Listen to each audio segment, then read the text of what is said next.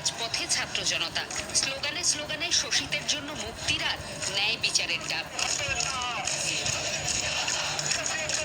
বিকেলে ঢাকা বিশ্ববিদ্যালয়ের রাজু ভাস্কর্যের পাদদেশে জড়ো হতে থাকেন আন্দোলনকারীরা।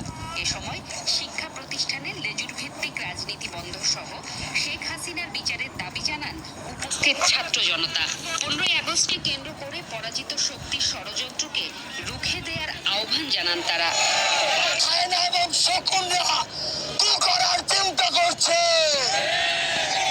আমরা জানিয়ে দিতে চাই, বাংলাদেশে ছাত্র নাগরিক যখন এক হয়েছে তখন আপনাদের এসে কুকুরের মতো লেজ গুটিয়ে পালাবে।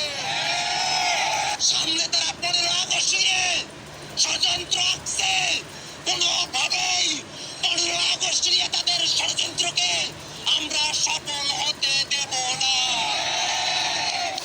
খুনিদের পুনর্বাসনের ভাবনার বিষয়ে সচেতন করে বৈষম্য বিরোধী ছাত্র আন্দোলনের নেতারা বলেন, শেখ হাসিনার বিরুদ্ধে আন্তর্জাতিক অপরাধ ট্রাইব্যুনালে মামলা দায়ের করতে হবে অন্তর্বর্তীকালীন সরকারকে। খুনিদেরকে পুনর্বাসন করার কোন ধরনের চিন্তা আপনারা করবেন না। এই অন্তর্বর্তীকালীন সরকারের কাছে আমরা দাবি করছি, খুনি হাসিনাকে আসামি করে আন্তর্জাতিক অপরাধ ট্রাইব্যুনালে মামলা দায়ের করতে হবে।